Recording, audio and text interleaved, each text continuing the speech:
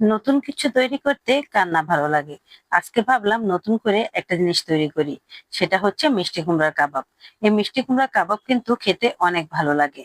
একবার যদি খান তাহলে এটার স্বাদই ভুলতে পারবেন না। আমি কয়েকবার বানিয়েছি, তাই বললাম। খুবই ভালো লাগে খেতে। আমি এখানে এক টুকরো মিষ্টি কুমড়া নিয়ে নিচ্ছি। আপনি চাইলে আরো বেশি করে নিতে পারেন, তবে বেশি করে একটু নিবেন। কারণ এটা এত স্বাদ হয় যে সবাই মিলে খেলে আর আপনি ভাগে পাবেন না। আসসালামু আলাইকুম, কেমন আছেন সবাই? আশা করি ভালো আছেন। আলহামদুলিল্লাহ, আমিও ভালো আছি। এখানে গোটা একটা মিষ্টি কুমড়া ছিল। বেশ অর্ধেকটা আমি রান্না করে ফেলেছি চিংড়ি মাছ দিয়ে। আর বাকিটা দিয়ে এখন কাবাব তৈরি করছি। তার জন্য এখন কুচু কুচু করে কেটে নিয়েছি। এই মিষ্টি কুমড়াটা বাকল না ফেললেও চলবে, কারণ এটার বাকলটাও খাওয়া যায়। কালো কুমড়া তো তাই। যাই হোক, তারপর আমি এখানে পানি দিয়ে দিলাম। পানি দিয়ে কিছুক্ষণ সিদ্ধ করে নেব। এই তো সিদ্ধ প্রায় হয়ে গেছে। আর এখন আমি আটটু পানিটা নিয়ে নিচ্ছি।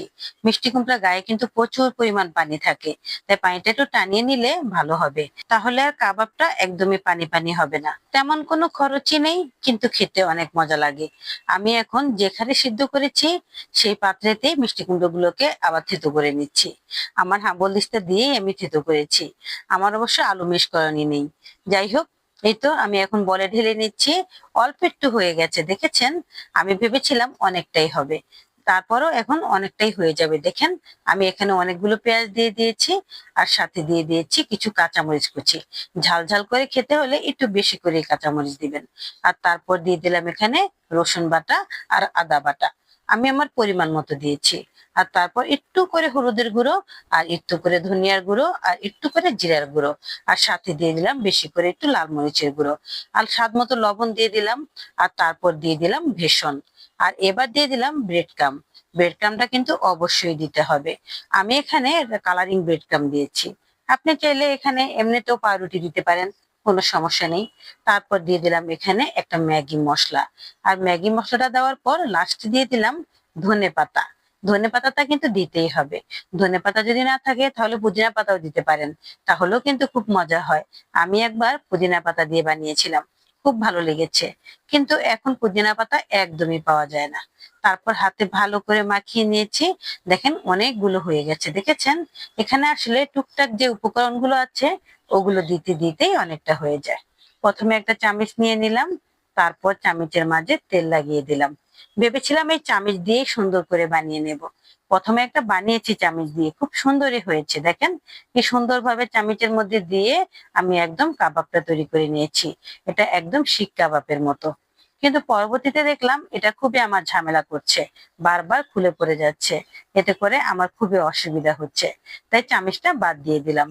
চামচটা বাদ দিয়ে পরে আমি হাত দিয়ে দেওয়া শুরু করে দিলাম। হাত দিয়ে দিতে দেখি আমার কাছে বেশি সুবিধা মনে হয়েছে। যাই হোক, মিষ্টি কুমড়া বলে কথা, একটু তো নরম হবেই। তবে এটা যখন আমার রান্না হয়ে যাবে তখন কিন্তু একদম শক্ত হয়ে যাবে। যাই হোক, একটু হাত দিয়ে দিয়ে দিলাম। দেখেন, অল্প একটু তেল দিয়েছি, বেশি তেল দিতে হবে না। সামান্য তেলেই এই কাবাবটা ভাজলেই হয়।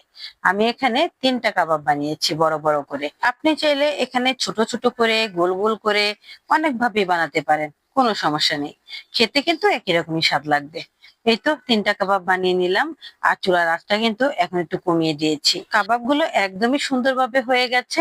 এই তো একটা ভেঙে দেখাচ্ছি, দেখেন কত সুন্দর হয়েছে। মার্শাল্লাহ, খেতে এত মজা হয়েছে কি বলবো। এটা ভাত দিয়েও খেতে পারেন, এমনকি শুধু শুধু বিকেল বেলা স্ন্যাক হিসেবেও খেতে পারেন।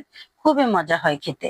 মিষ্টি কুমড়ার কাবাব তো একটু মিষ্টি একটু ঝাল, খুব মজা লাগে। খুবই অল্প সময়ে এই স্পাইসি খাবারটা তৈরি হয়ে গেল, মিষ্টি কুমড়োর কাবাব। এটা মজা করে এখন বিকেল বেলা বসে বসে খেতে পারেন। যাই হোক, কেমন হয়েছে আমার এই মিষ্টি কুমড়ার কাবাব অবশ্যই কমেন্ট করে বলবেন, সাথে একটা লাইক দিয়ে দিবেন। আর বেশি ভালো লাগলে শেয়ার করে রেখে দিবেন। ভালো থাকবেন সবাই, আজ এ পর্যন্তই। আল্লাহ হাফেজ।